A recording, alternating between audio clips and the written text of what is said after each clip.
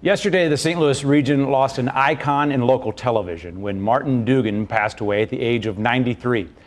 Martin created Donnybrook here on KATC over 25 years ago, crafting one of the most watched local public television shows in the country. Donnybrook's polite conversations on the issues have set the standard for the tough conversations we try to have here. Tonight, we're going to take a minute to remember the life of Martin Dugan and acknowledge the legacy he has left for St. Louis.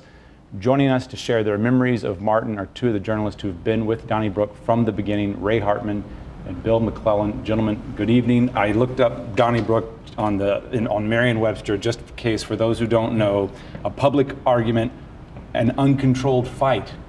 It was no secret that you guys would disagree with Martin on the show. What was it like after the show? Oh, it was always collegial. I mean, it was never uncontrolled. Martin always pushed us to want to have energy and wanted us to. He didn't want us to play patty cake, as I think he said on his thing. He was a great believer in the entertainment value of a spirited discussion. But off the air, never. He was a prince. And almost after every show from the beginning, we'd go out for a drink. Oh, yeah. I mean, Martin wanted to keep it friendly so that nobody would harbor a grudge about a disagreement. Right. Not that any of us ever did. I mean, you know, I can't remember any friction. Actually, there was almost never any arguments that would continue from the show to the bar, okay? Now, before the show, I used to say that the production meeting that we called, and Martin was talking about that tape today, was 30 minutes that sometimes was more interesting than the show. You know, so we would have a lot of arguments in the production meeting about what to talk about, and our late friend Rich Coster was kind of, his trademark was he wouldn't tell us what he was going to. We were trying to establish with Martin. It used to make Martin so angry because Martin is trying to figure out what topics we should talk about, and the show doesn't work if we all agree on something. So there was some showmanship to it. There was showmanship in the production meeting. There was like a lot of gym fighting, you know, where Costa would say, "I'll tell you on the set," you know. And there was never. It was so much fun though. It was always right. Good, and there was never humor. Showmanship in like no one ever takes a position that they don't believe in. Right. Sure. You know, it isn't like, well, to make the show good, I'll say this. You know, so we never had that kind of showmanship. But I guess what I'm curious about, though, he was a newspaper man first and foremost. Right. He didn't set out to be a TV star, not the one that he became for sure. So, but he got what he was doing, though. He knew he had to produce. Oh, he good really understood show. that. He really intuitively understood how to work this medium, and he had a great voice for it too. Unlike some. And he came into it at 65. Right. So it's, you know, I used to think of him as like Colonel Sanders starting the chicken business late. Right. And he knew what he wanted to do. Do you remember the first show? Yes, I do. Well, I've seen it a few times. Right. I wouldn't. I'm the anti-Martin Dugan in terms of memory. He just had such a steel trap mind memory. But I don't remember it. But having seen it enough times, it was a somewhat different appearance, I'd say. 28 years ago. My big memory of it was the first time I was going to be talking on television, and Channel 9 was on Millbrook Drive. So I thought I should stop and have a drink before I go on, just to be loosened up. And there was a bar right across from the station, and I had 2 quick old fashions, and went in there and felt loose enough to talk on TV.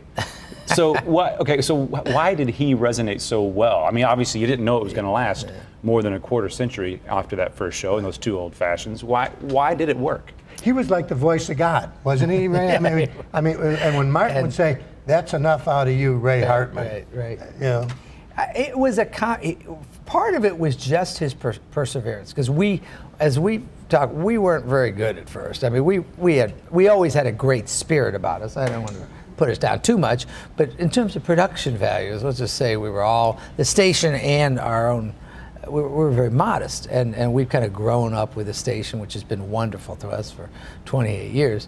But Martin, I think he had this kind of doggedness and commitment to this. That's why we say this is always his legacy. I don't think it would have made it had he not been as dedicated, the word I'd use is faithful to it. I really mean that. I think in the early years, he just sort of willed this into being what it is, and you know, none of us.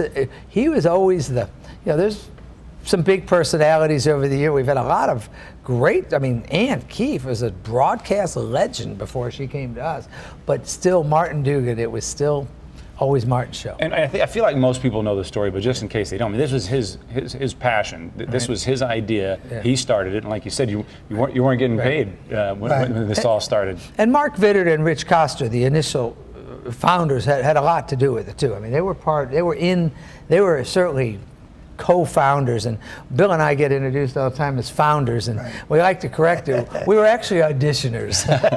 We made it, but we were auditioning in 1986 in Mark Vittert's dining room, basically. Right. It was not our idea. No, and we lucky, fortunate, Ray and fortunate I- we make the cut, and Right, we're carried. we keep getting Right. invited back every Well, week, which is you nice. do a fine job. I think we- there's a reason you keep coming back. I mentioned he was a newspaper man first. You talk about this being his legacy. His legacy is even bigger, though, than just Donnybrook. What else is he? You know, he one of the original inductees to the St. Louis Media Hall of Fame, newspaper career, the guest on many other shows. I think that if the Globe Democrat would have stayed in business, Martin was next in line to be publisher. Yeah, I think that's true. You know, because he was the editorial page editor of the Globe Democrat back when that was a huge job. Right.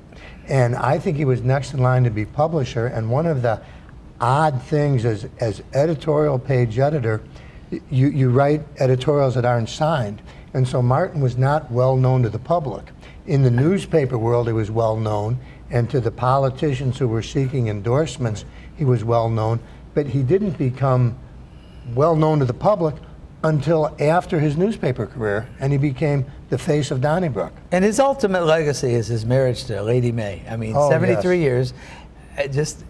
It's really awesome. It's hard to put it into words what a love story they had, and that combined with, you know, he had like Mr. McCullough here was a Marine and very proud of his service in that respect, and then 4 decades, I mean, really almost 45 years, I think it was called the Globe Democrat, which by itself, Bill and I were talking about this when we got here today, 45 years at a daily newspaper, working your way up from being the lowest That's hard possible laborer to being the editorial page editor, which at a paper like the Globe was really the most important public position because of the impact of editorial pages back in those days. And to do that, you say, okay, you're retired, you're 65, and you go retire. He started a whole new career, and he really, as we said, he made this happen, and we're the lucky, we're the beneficiaries of it. Right. And the thing to remember about Martin is he loved all of it so much. I mean, his love of May, and that love story was incredible. 73 years of marriage. He loved working on the newspaper. Right. He had a great family, and he loved his family. And he came here, and he loved this. I mean, Martin, you know, this is really it's a joy to think about Martin. It really is, and we're not. Sometimes it may seem schmaltzy or something, but we, as far as our little piece of this, we owe it all to him. I mean, even though we've been doing it this long. Ray Hartman, Casey, Bill thank you. McClellan, thank you Casey, both for your sure, time, sure. and thanks for your memories of a Thanks. fine Wonderful man indeed. Great guy. Thanks. Thank you. Thanks for having us. Actually, I'm going to show you something else. Raymond. I mean, the library, I think it's kind of self-defeating. If you want to toss it over. We have what we laughably call a production meeting about a half hour before we tape the show. What is This this? is your boy Carl Rove talking about Tim Kaine. All right, now wait a minute, Ray. Why don't you put that damn thing away? Do me a favor. And every week I check with Martin for almost 23 years to see if I'm still invited back, and so far so good. So they know by agreement what I'm going to call them on, see?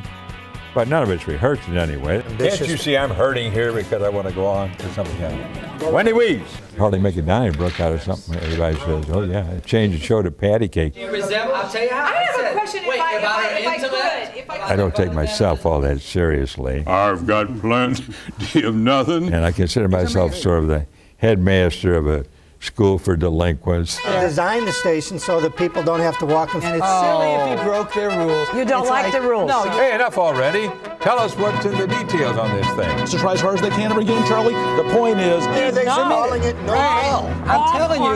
Is that the federal And that's the job of the churches Okay. to preach that for to do with Charlie, if Right. it- And let's say, Oh, forget that stuff. Plan Going on your to Mark family. Bitter. who haven't you called them racist? Well, it could be Gotta the be good. Smuckerdoes or other young girls. If you want to talk about cruelty, The school, it can't do it, and can't do it. But what it can do is say, like, I'll tell you what. Your privacy and your freedom being We trampled. get criticized the most because, depending on what side the critic's on, we're either too, by we I mean the show as a whole, is too liberal or too conservative. Well, it can't be both. I'm going to have to say, that'll do it from you tonight. I consider these people my best friends, and with no preference, one over the other. You always want to let people finish. Let me But finish. we heard what you Let me, said. no, you didn't hear what I said. I'm absolutely astounded when people come away thinking that we could possibly dislike one another, and do what we do all these years. Disagree, of course, fiercely, but not dislike. Now we can have concealed weapons. Thank you. Did it. About the band. Did it. They fail every time. Sorry, these girls. You can be suspended for that. I'll give you parking garages. Meanwhile, for all of us on Donnybrook, I'm Martin Dugan.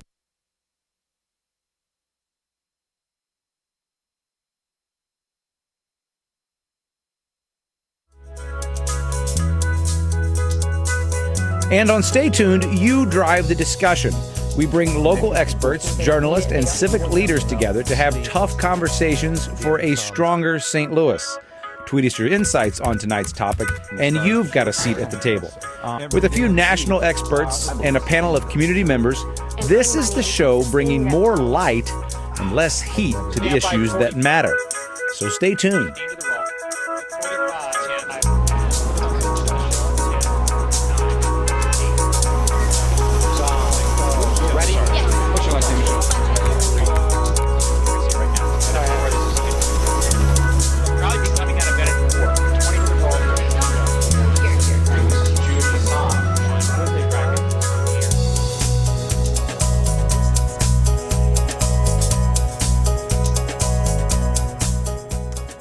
Well, tonight we're talking about a topic that there's a good chance it might have a much larger impact than you might first think when you first hear the topic of youth employment.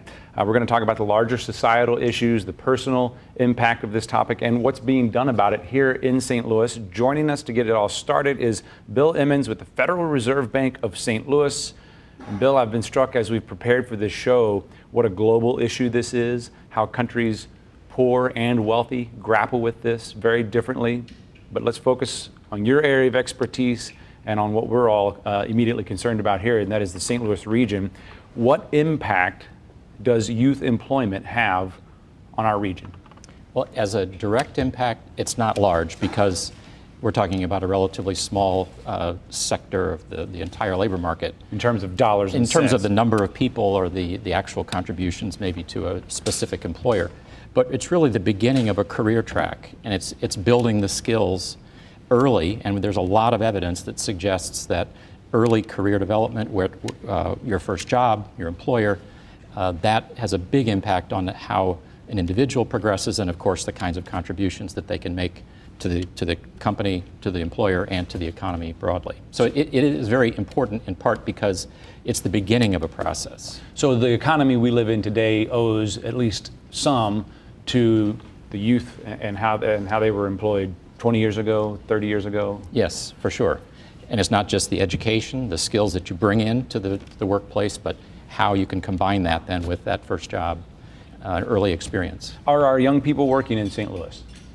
Yes, I mean, I think we need to say that this is not as strong an economy as we thought maybe 10 years ago was normal, but I think we actually do have a fairly good job market right now, both at the national level and in St. Louis. We are fully participating in this recovery. Our unemployment rate's about 5.5% now. That's again, both national and in the St. Louis area. We have job growth. I'm talking about the overall job market. Yeah. Job growth is faster than our population growth, faster than our labor force growth. So this is exactly what the Fed is trying to achieve, is a prolonged period of strong growth in employment. That's the backdrop, because often youth employment is going to be dependent on how strong the economy is. And stands to reason when employers are struggling, as they were during the recession, of course they're not going to be as eager to bring on younger workers. And so as the job market recovers more broadly, that's going to be probably the most important thing in terms of creating more opportunities. Of course, in that weaker economy, they're competing with people with more experience willing to work for right. less. And that you touch on a couple of issues. Of course, what is different about one of the things different about the youth job market is exactly as you say. There's sort of this downward pressure sometimes from people with a little more experience, maybe even with a little more skills, which makes it difficult in a weak economy to get started. And so this recession, like all recessions, but especially because it was so severe, had disproportionately strong effects on young people.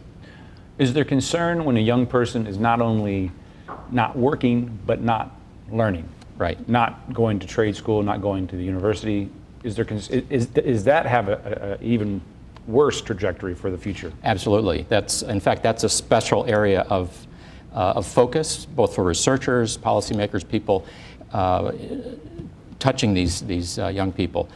The risk is that a young person becomes detached from the labor market.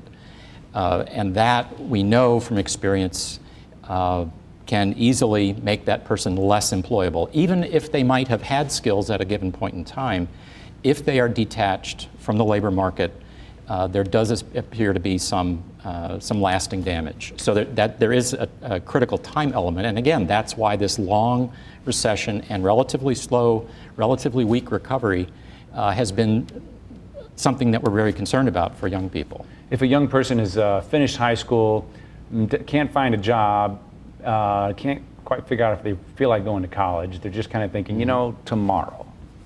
There's some evidence that suggests that delay into the job market, into employment has lasting effects. Is that Yes, is that right? That is right.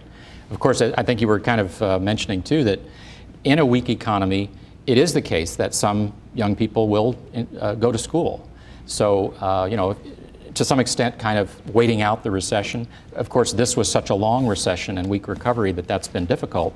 But it makes sense for the individual to upskill a little bit, to wait and hope that the job market turns relatively quickly, and so that is a positive response if that individual can identify a useful bit of further training. Do employers invest in young people the way they used to, in terms of training? I would say probably not as much, but it's not unique to young people. I think that's a real issue across the board, that with more mobility, and I'm talking about workers of all ages, with more mobility across jobs, there is a little bit less incentive for employers to invest in specific people. I mean, in some cases maybe that it would make sense, but it's a broad statement. I think there is less incentive in a more mobile job market. So it sort of cuts both ways. Having the option to move, of course, is a good thing for an employee. But if that relationship, we used to think about sort of lifetime employment. Mm-hmm. Well, if it was a reasonable expectation that you'd be with this company for 20 years, the employer maybe would be more willing to make that longer term investment. So that is an issue that as I say, it cuts both ways. They would be more willing to invest the first couple of years or whatever time it might be if they knew you were going to stay. Right. What do you hear from regional leaders, from employers, big or small, about the preparedness of our young people when they try to hire them? Well, I think that depends on exactly what employer, what skill or job type, and the lament is that we don't have enough maybe people prepared for the right say high-tech jobs or particularly skilled. I am a little bit skeptical. I mean, going back to your earlier point, I mean, a lot of times there might be a young person who doesn't come to you with those skills, but maybe that is something that can be developed. And as I say, that we would love to see more of that commitment, a two-sided commitment, but it would potentially take away some flexibility from the employee also to have to commit to a longer-term relationship. What do you tell people is the why as to why they should care about whether or not the young person is employed? Well, I think there's obviously everybody knows a young person, so there is that, the sense in which your own network, your family, your friends, your community wants to see people usefully employed. There's the development, sort of the long term. As we age and we ourselves leave the job market, we are of course dependent on those who are continuing to work, and so we want people who have the skills and the engagement, the commitment to work. And on the downside, the earlier point we were talking about, young people who become disengaged from the labor force not only miss the opportunity to earn money, to make a contribution to their company or their employer and the community, but there are also, of course, social issues associated with that. It's no secret that unemployment, low or no opportunity, is sort of the breeding ground for all sorts of dysfunction for individuals, for communities. And so it's almost, sort of a defensive interest also, that we don't want to have a large number of disengaged young people, or people who maybe are in work but see it as a dead end. They don't see any mobility, any opportunity for advancement. So in that sense, I mean, we are all connected in that way, and we all have a stake in trying to get the maximum number of young people productively engaged, getting their careers off the ground. Bill Emmons from the Federal Reserve Bank of St. Louis, thank you for this base education to have this conversation. Sure. We appreciate it. Pleasure. We also want to hear from you on this topic. Hashtag stay tuned STL. Let's see what you're saying so far.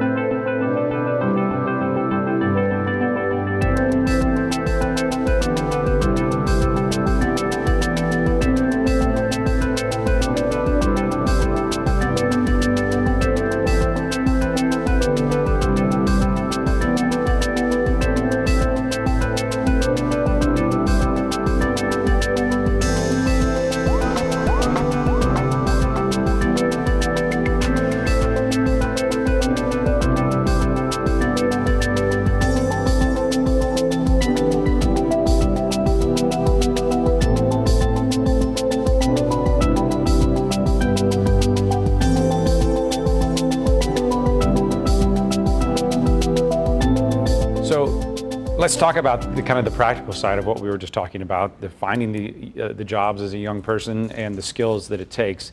Welcome to the table, please, Alice Prince from SLATE, St. Louis Agency on Training and Employment. I think we all know SLATE, though. You're the manager of youth services. Patrick McCullough, coordinator for STL Youth Jobs. Yep. So, are young people prepared to enter the workforce? Young people are motivated to enter the workforce. Interesting. Yes, you asked the gentleman before me a question, why does it matter? It matters because youth employment saves lives. It's so much more than just a summer job.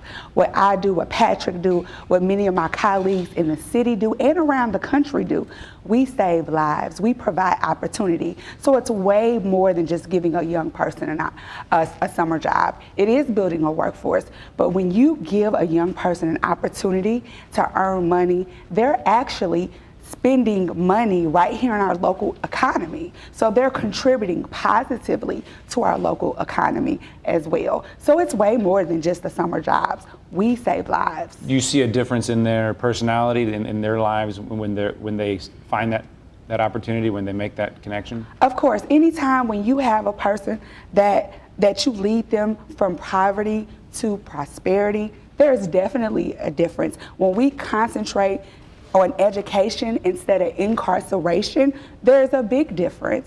So of course, there's a major difference. It's a generational difference.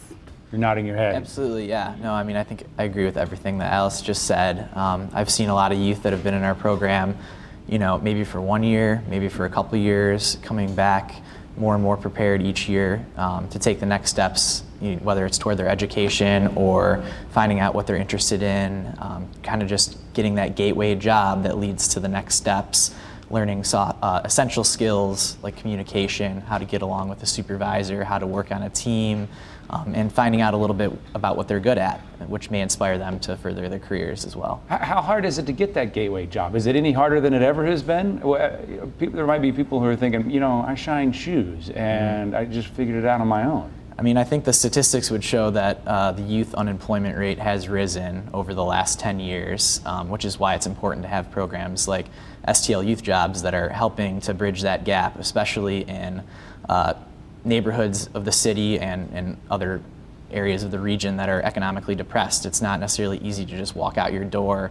Economic opportunity aren't necessarily growing on trees, especially if you haven't been taught the skills that you need to go out there and find jobs. So let's get back to the skills. Do they have the skills they need if they have been to high school and made it through and graduated? Is that all it takes? No, I think it takes much more, but it takes much more than that with an adult. Sure. So it takes much more than that. I think that the most important thing is they have the motivation. So what our program does is whatever skill level that they are on, whatever tools that they already have, we sharpen those tools because we see young people on many different levels. And so we take them where they are and we take them to where they want to be. We put them on that pathway. And that's the same with every program, every youth employment program. So, we connect them to opportunity, whatever that opportunity looks like for them. Every generation says the one after them is something wrong with them, or they're lazy. Are our kids today cut out to can they hack it? Patrick, can I answer that question? I think we should both. I don't think that they're lazy. I don't think that there's anything wrong with this generation. I think that there may be something wrong with our generation, that we have not wrapped the necessary resources around them to see them succeed. So is there anything wrong with this generation? No. There's something wrong with our generation that we're not answering their needs. Want to go ahead? And I would absolutely agree. I mean, certainly in any given number of people, you may find some people that aren't working as hard as they can, but that's absolutely not. You find that in adults. Exactly. It's absolutely not the typical case that I see. Every youth that comes through our door is looking to do something positive in their lives and just kind of get a start on that. Same question I asked Alice. Have you seen the difference the opportunity to have a job makes in an individual's life? We just heard Bill talking about large numbers of youth that don't have jobs are not progressing in some direction can be not just bad for the long-term economy, but yeah, absolutely. I mean, I've seen just on individual cases, youth that start our program, maybe at the time they hadn't graduated high school yet, had never had a job before. We help connect them not only with a job, but they also each have a job coach and a mentor that work with them throughout the program that can identify other areas of need, such as education. So kind of maybe as the springboard to get someone motivated to get back into the mainstream, whether it be through where it starts with employment and maybe leads to going out and finishing up your GED and getting enrolled in that community college or technical school or something like that. Or the other awesome programs that's offered in the city of St. Louis, like Youth Build, like the BUD program, like Demetrius Johnson's Painters program. We have so many opportunities. Many times when we do talk to young people who are disconnected, their families may also be disconnected from the workforce. So what we do is invite them into our career centers, and our career centers help them. They build resumes, they have job training courses. They also help them when we are having career fairs, like we had one with IKEA, we had one with Ballpark Village. So our city is a wonderful city with amazing opportunities because we not only just help the young person, we help the entire family. This year, we also have checking accounts, where every young person that comes to our programs, they're able to open a free checking and savings account.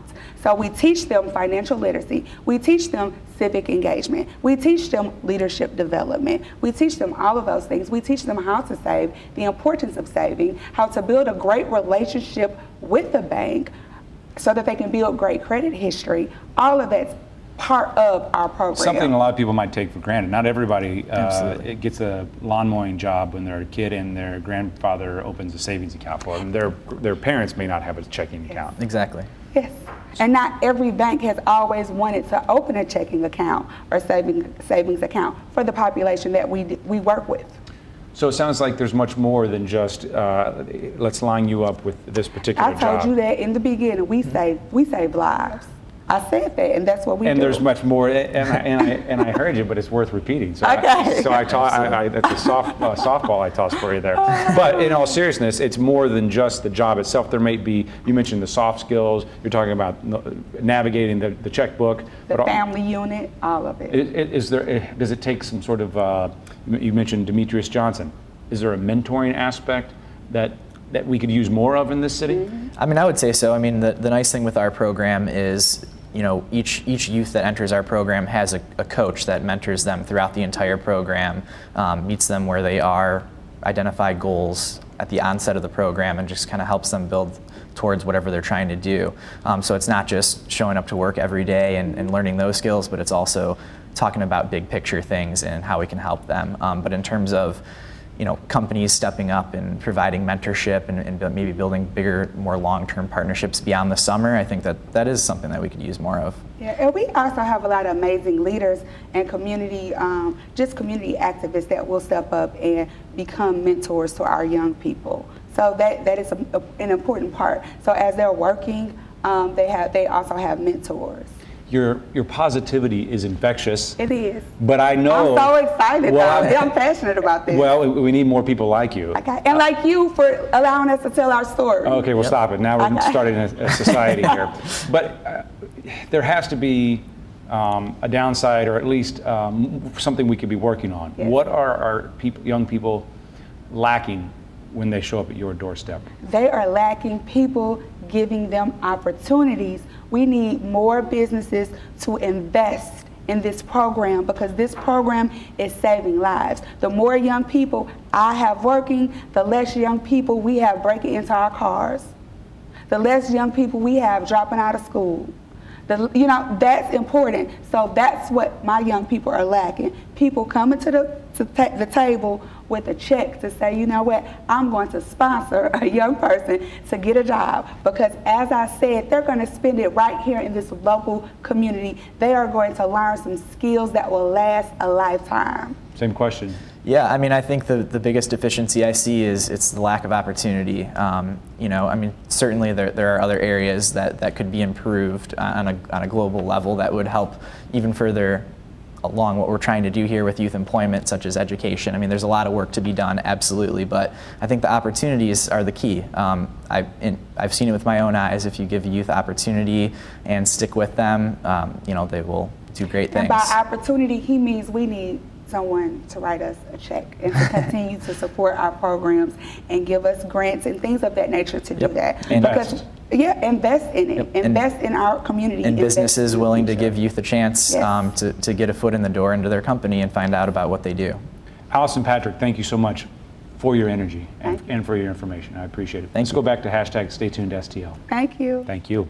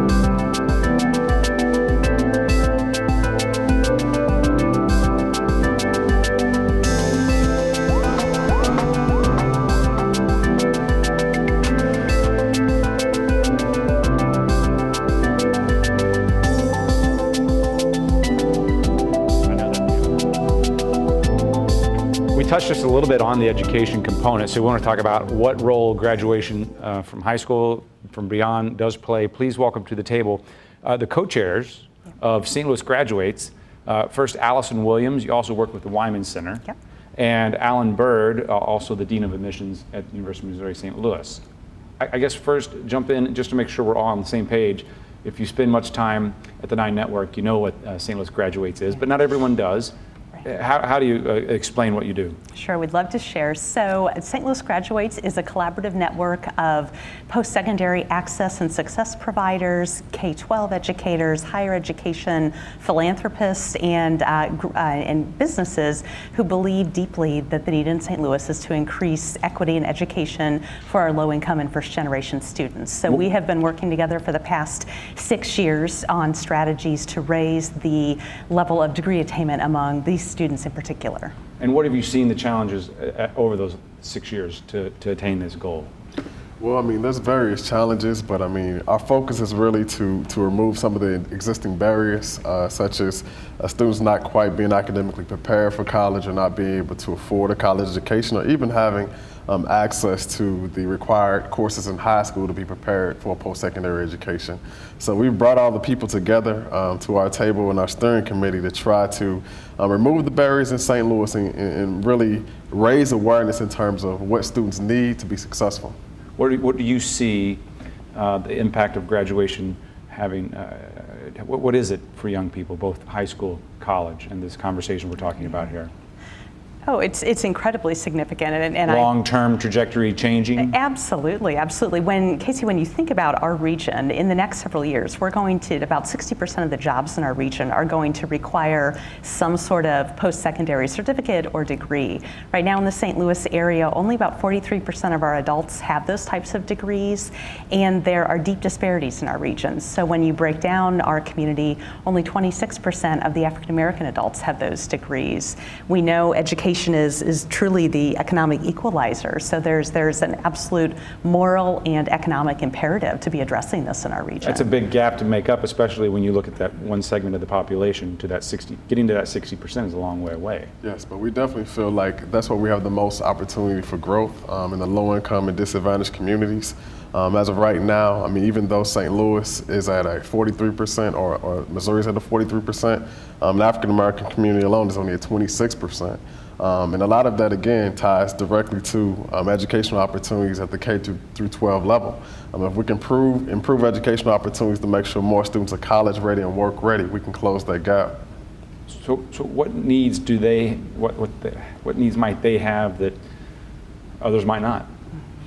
Well, it starts with access to rigorous coursework in high school, qualified teachers, and really the expectations to pursue post-secondary education. Access to college counseling is critical to the piece. Many of our schools in high poverty districts have much larger caseloads, and they don't have staff dedicated solely to college placement. So those are things that we're trying to work together to make sure that every student has in their high school in order to take advantage of all the opportunities we have in our region. We talked about it on this show before. There's the drop-in center over off of Del Mar Boulevard that you might be in college, you might be accepted, you may even have scholarships, and there's a certain possibility that student won't show up in the fall because of the network they have around them. Am I summing that up? Absolutely. Our High School to College Center is an initiative that was one of the gaps that we saw here in St. Louis for the population that we serve. So we created the High School to College Center 3 years ago. And it's really an opportunity for us to reduce summer melt for at-risk students. Typically what happens, up to 40% of students who are accepted to college when they graduate from high school end up falling through the cracks before they matriculate the next fall. So we saw that as an opportunity to provide college counseling, financial aid advising, and to help students navigate the bureaucracy of college, the enrollment process late in the summer to prevent them from really falling through the cracks. 40% just lost over just the summer between high school and college. And Casey, our statistics show so this is our third year of the center opening. It opens on Monday, so if folks go to the stlouisgraduates.org website, they'll be able to find out more details about it. But our statistics, when we followed young people who graduated from high school in May of 2014, who visited the center, 75% of those young people were actually enrolled in higher education in the fall. So from a 40% typical melt rate to a 25% melt rate for the young people that we were serving.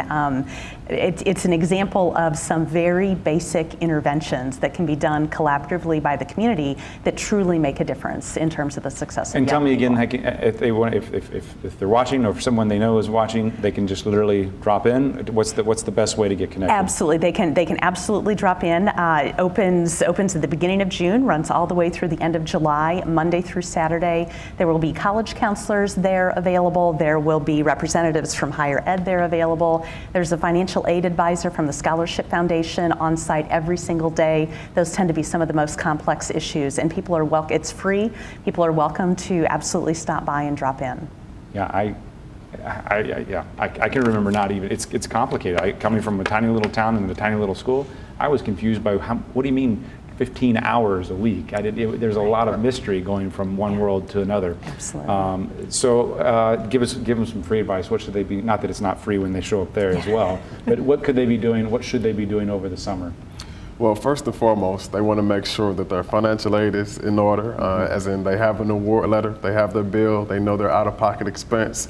They also want to make sure that they are registered for their courses and they have their books and all the various things they need to start the semester strong.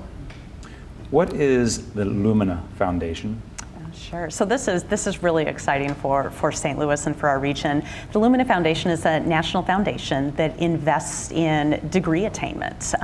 It's a foundation that understands that the most opportunities for increasing degree attainment occur within cities, and so they have developed a network of communities now. And St. Louis is one of 75 communities really focused on specific plans to advance degree attainment in the area.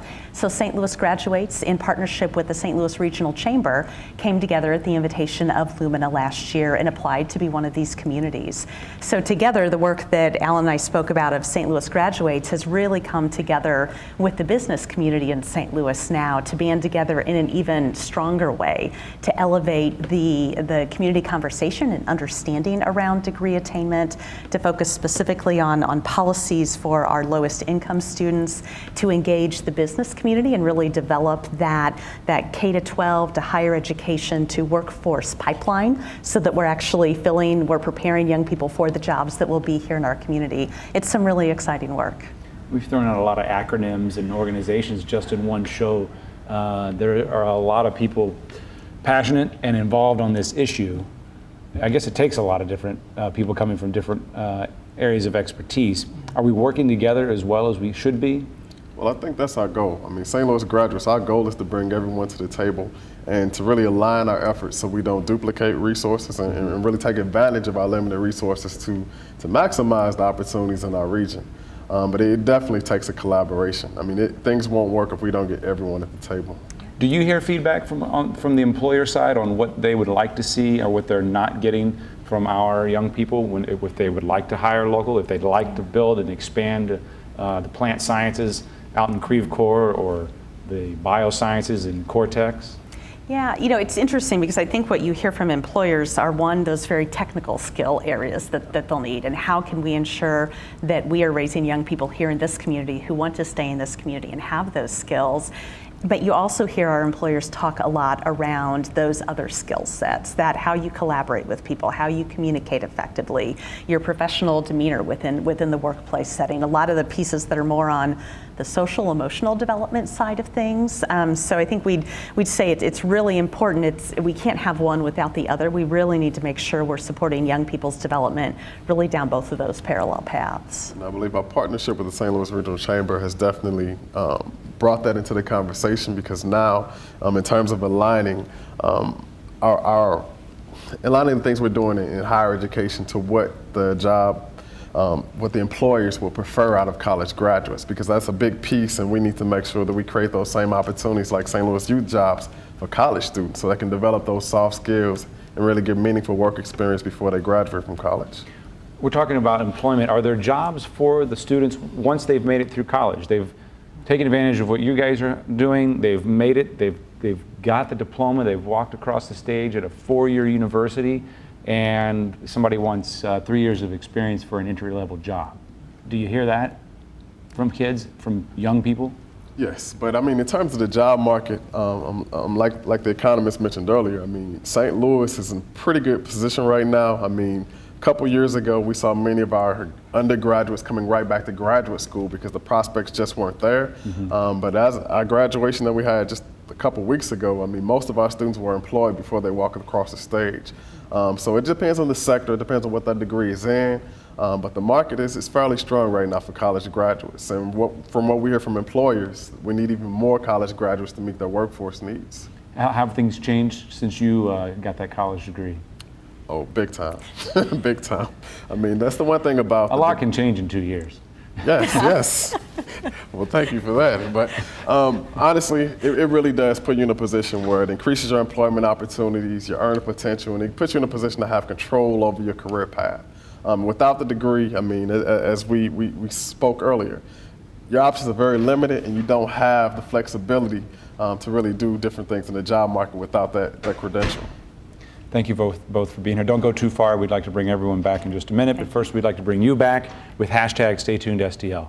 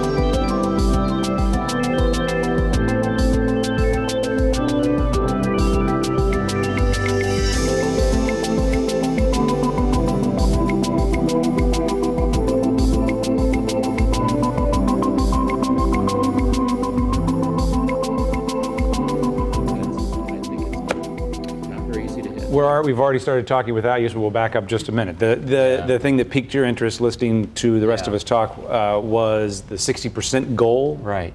Yeah, I've done a little bit of work looking at attainment rates, as you say, any post-secondary as well as college and postgraduate.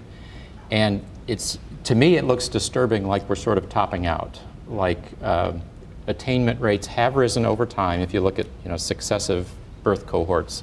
Just to be clear, attainment of the college degree? Well, either, whether you look at post-secondary, any post-secondary, so 2-year degree, technical degree, or if you look at college graduation rates, and even more so at the postgraduate level. With the exception of Asian Americans, most of those rates have pretty much stopped increasing. Getting closer to that 60% sounds difficult. So it seems, so that's a big lift to get the population. In addition, we have a changing population. It's much less evident in the St. Louis area, but nationally, the Latino population is growing very fast as a share, and Latinos have the lowest education level, and there's been virtually no increase in attainment rates in recent years. So I mean, those are the kinds of factors. I mean, it's a laudable goal, but I guess my point really is that I'm not sure how we get there incrementally. I think it has to be, sort of a new paradigm. How do we envision what are those post-secondary qualifications? How are we going to get people motivated and financed and to complete that? I mean, I think that's the goal we should be thinking about, but I just don't see how we get there. Well, and I think you're exactly right, Bill. It is a huge goal. It's a very we call it it's our big, hairy, audacious goal, and yes. And we set that on purpose because we know that if you go a lot lower, we know we're doing a disservice to those in our community.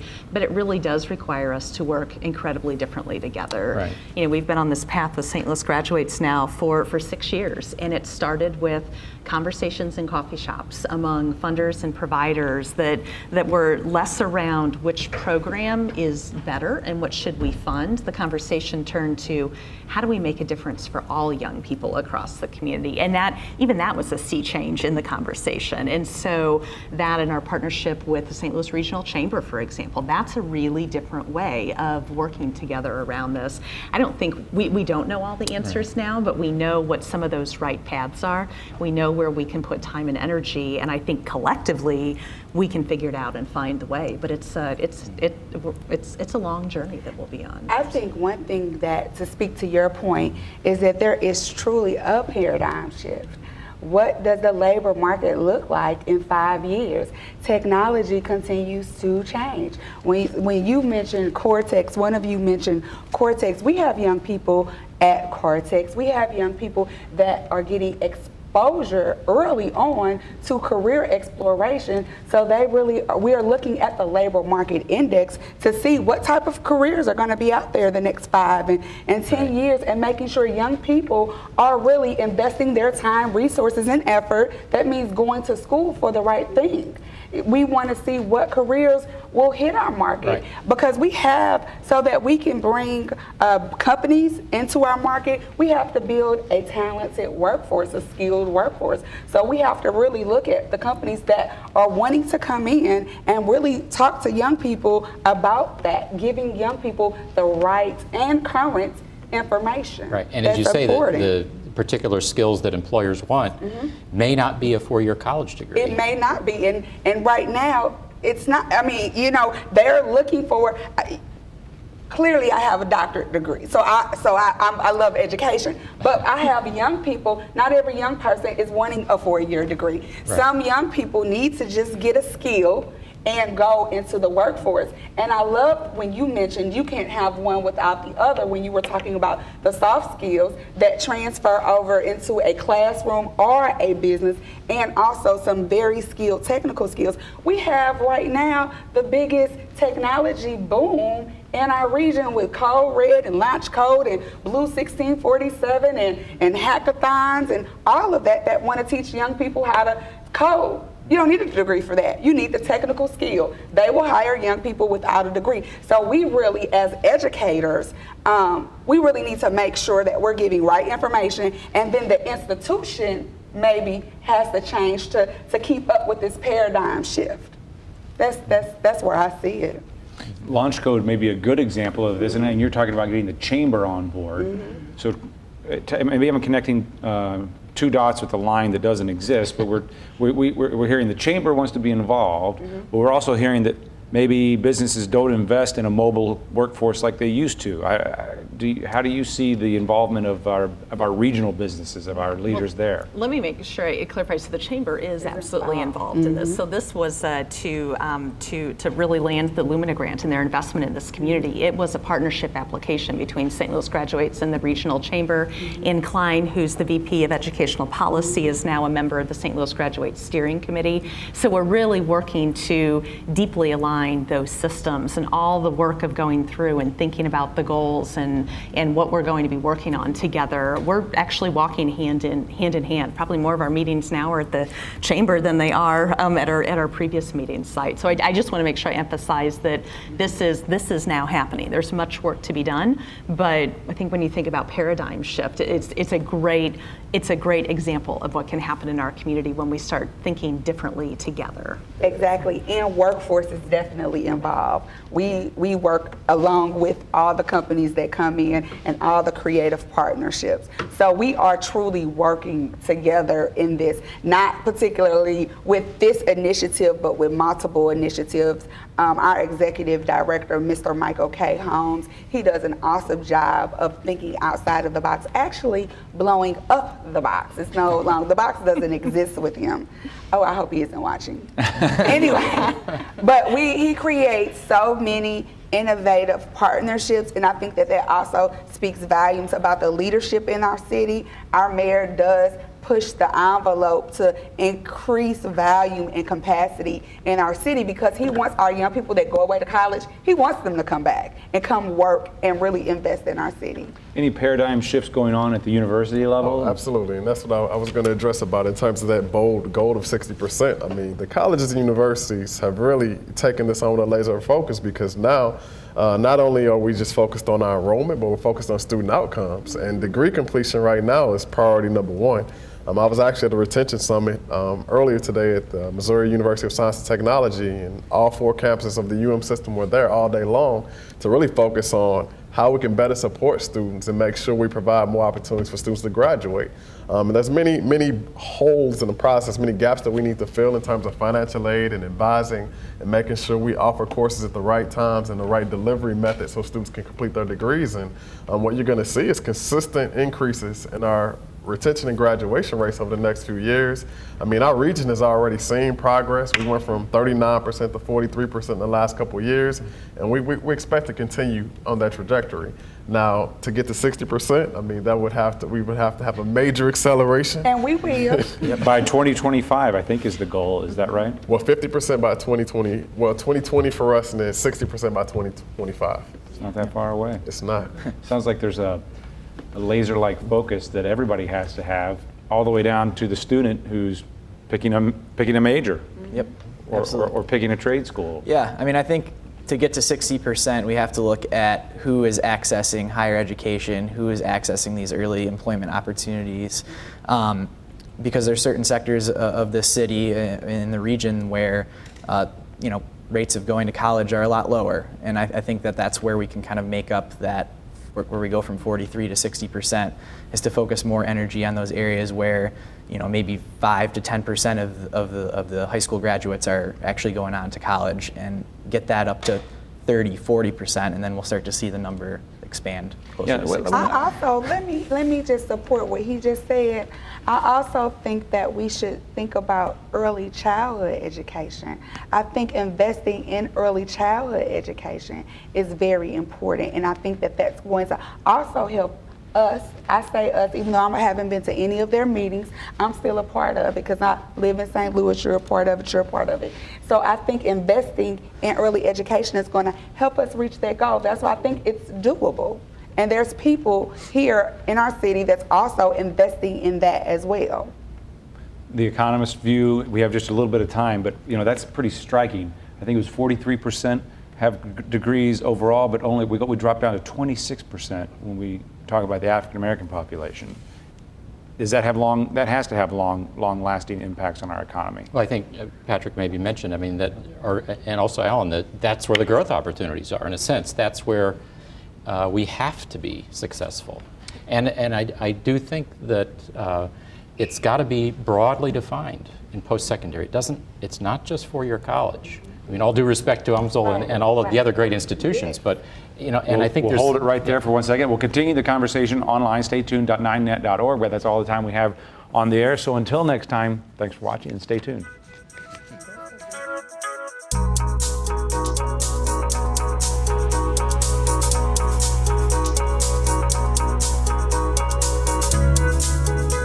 Online too, and we keep it up online for just a few minutes because I'm always cutting people off, like I just was cutting you off. Do you remember what you were saying? Well, I was going to make the point that I think that, broadly speaking, we as a society are emphasizing maybe four-year college too much. The prestige or the status of a two-year degree is not very high compared to a four-year degree. And Can you speak to whether it's that way in the Nordic countries? Yeah, I think that is a difference, that maybe that there are alternative tracks that have more support or more prestige.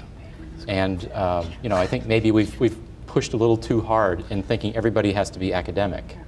And I don't think everybody is suited to be academic. And there are lots of ways people can contribute and reach the potential that don't involve the standard four-year college. Right, and that's really our goal, because when we talk about credentials, we're talking about certificates, licenses, we're talking about degrees that lead to employment. Employment, yeah.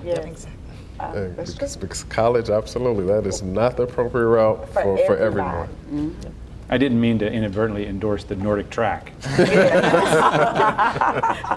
Unless you need some laundry hung up to dry. That I can get it to do. Yes. That's great. Okay, I have several notes here, but I'll just kind of open it up to anything we should. Well, one more point that I wanted to bring in, which kind of opens a can of worms, but that is the non-completers intersecting with student debt. And I think in our work in looking at the problems of student loans, that is really sort of the one that jumps out. Those students who start higher education or post-secondary education take out loans and don't complete, because then they're left with all that debt which can't be discharged in bankruptcy. They've bought all the bricks and never built the house. Yeah. Nothing to show for it. So I mean, so that's in a sense that, given that our system has moved in this direction where you have to pay more for education, the stakes are higher. And so, you need to make sure it's the right route especially when there are these financial And consequences. loans aren't cheap like they were at one time. Right, And right. they will ruin you. You won't be able to get a house, a car, It or, can- yeah. or anything. If they can ruin you. So that really is has to be a calculated investment, not a Sales pitch. You know. Sorry, did I cut you off? No, I want to hear from you. Okay. But that's the truth. It can't be a sales pitch. You have to really make sure you know what that end looks like and you have that plan to get there and that plan to get over all the challenges and obstacles, right? Because it's going to be a journey. It's not going to be smooth sailing. So that's definitely true. And have support mechanisms like what you probably give to make sure that they do get to where they need to be. So to that point, I just love to give a plug for anyone who's watching again to the High School to College Center, because one of the opportunities there then is to come in and sit down with a financial aid counselor from the Scholarship Foundation. And part of the conversation is it's not go get your education at any cost. You know, they're really looking at maximizing around $10,000 in debt per year. And if you're going beyond that, then it looks like you really should look at some different options for yourself, because as students move through, we don't want them to take on so much debt that when they're done with higher education, If that's they're just in a hole. If they have that passion to get that 4-year degree, maybe it has to wait. Maybe they do something else in the meantime. Or a build up. different route. Yeah, or a Start different community route. college, go to a 2-year, and then transfer later on to complete the bachelor's. How do you guys like the high schools? I'm sorry, can I ask a question? I would prefer you to ask it over me. Okay. How do you guys like the high schools that offer the college credit or the bachelor's degrees while they're in high school?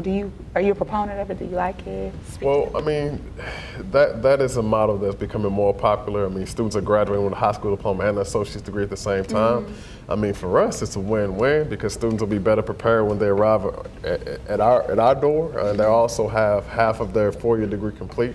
So, I mean, it's a good thing. I mean, it's really about figuring out the best route for students to reach their ultimate goal. It's all individualized. Yes. What you're saying. Yes. I think we can leave it there unless there's any point. I haven't picked on you too much in this post-show, Patrick. I mean, I think they've summed it up pretty well here.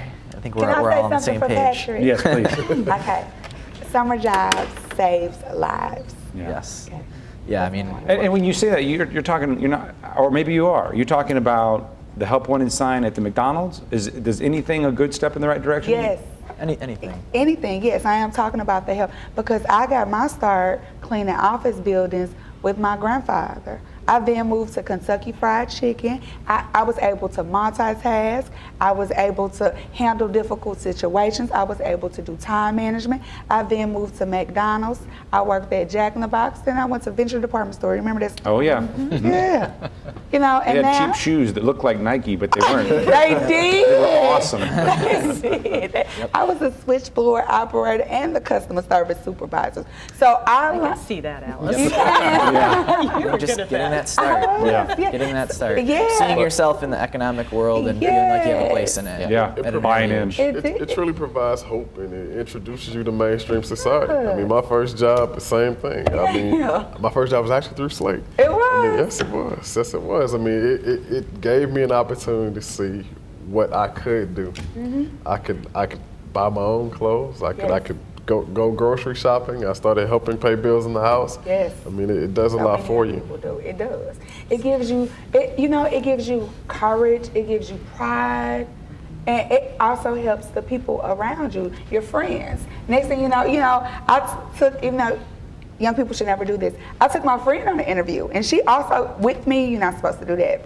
But my friend did get the job as well. So now you're impacting the friend circle, and now you start to impact the neighborhood and the community and the family circle. So it's definitely a great and positive impact. I've had a few kids that bring their whole block. Yes, which is a good awesome. thing. Yep. So we want them to bring their whole block to you to find a job, and we want them to bring their whole block to the High School to College Center starting on Monday. I like it. Okay, that's good. It's good information for everyone, and we appreciate your time. Vitally important topic, and I feel like